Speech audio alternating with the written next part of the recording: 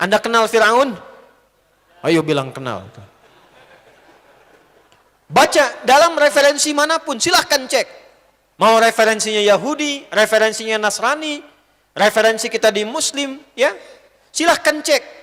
Sudah diviralkan semuka bumi, termasuk orang yang paling kontroversial dan memiliki perilaku penyimpangan yang sangat luar biasa dahsyat, itu Firaun. Ngaku Tuhan. Ana rabbukumul a'la. Saya Tuhan kalian yang paling hebat. Hobi bunuh orang. Ya, maaf. Perempuan dibiarkan, laki-laki lahir dieksekusi. Perhatikan cara mengeksekusinya. Yudzabbihuna abna'akum. Al-Baqarah ayat 49. Itu kalau lahir laki-laki, jadi ada intel yang menunggui setiap ibu yang mengandung. Kalau lahir laki-laki, itu langsung dibawa dari hadapan ibu yang baru melahirkannya, dilempar anaknya ke tanah, digorok berulang-ulang di hadapan ibu yang baru melahirkannya. Tadzabbaha, menggorok berulang-ulang dengan menjatuhkan terlebih dahulu Firaun. Tapi perhatikan, sepanjang masih punya kehidupan dan nyawanya belum sampai ke kerongkongan, yang paling luar biasa masih diberikan haknya dengan keadilan Allah Subhanahu wa taala. Bahkan ditugaskan dua nabi sekaligus, Musa dan Harun. Buka Quran surah 20 Thaha ayat 43 sampai 44. Idhhaba ila fir'auna innahu tagha faqula lahu qawlan layyina la'allahu yatadhakkaru aw yakhsha. Musa dan Harun, pergilah sekarang engkau berangkat dakwahi Fir'aun. Bukan untuk menurunkan dia dari kekuasaannya, enggak ada. Enggak dikenal kudeta, tidak. Tapi untuk mengingatkan supaya dia kembali pada jalan kebaikan, sehingga ketika dia tetap menempati posisinya, semua kebijakannya menjadi baik. Dan dahsyatnya, katakan dakwahi Firaun itu dengan lemah lembut. Mungkin dengan kelembutan, kata-kata yang baik itu, dia menjadi turun kerasnya, sadar dia, ingat Allah, berubah lebih baik. Selevel Firaun masih ditatap dengan pandangan rahmat.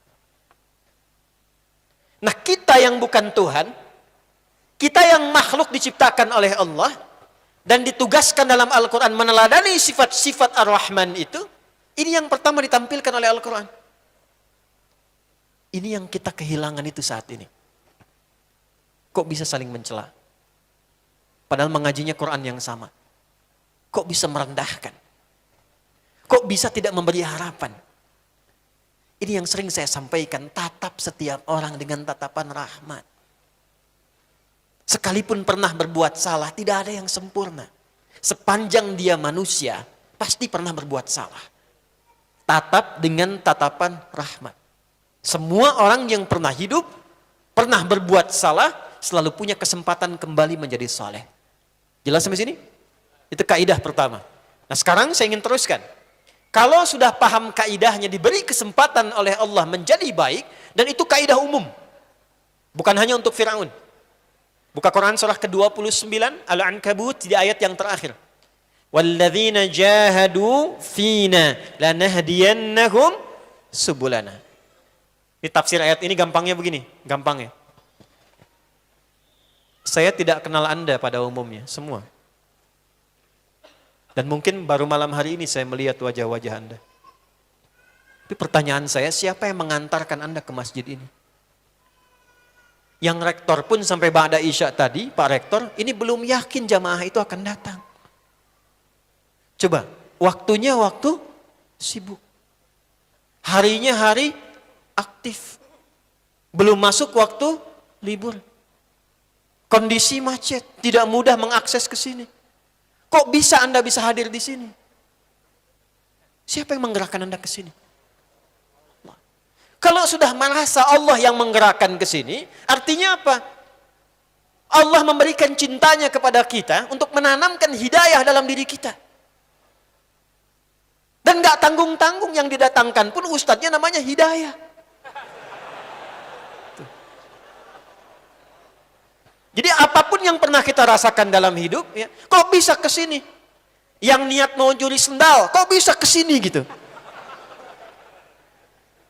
Yang niat pengen mendapatkan bagian kotak infak, kok ada di sini? Hah? Kok bisa masuk ke sini? Siapa yang mengarahkan Anda ke sini? Itulah nikmatnya hidayah. Kalau sudah mendapatkan itu, dapat bagiannya yang tidak semua orang mendapati itu, mungkin beberapa bagian lihat informasi ada kajian malam hari ini. Tapi kenapa Anda yang hadir di sini? Itu cinta Allah diturunkan. Kalau sudah diturunkan cepat ambil itu, boleh jadi dalam kondisi demikian, hal pertama yang Allah berikan kepada Anda bukan dunia. Allah kalau mencintai seorang hamba, yang diberikan pertama kali bukan dunia, karena dunia itu sangat murah, gampang. Yang diberikan oleh Allah adalah menggugurkan seluruh dosa-dosa dan kesalahannya.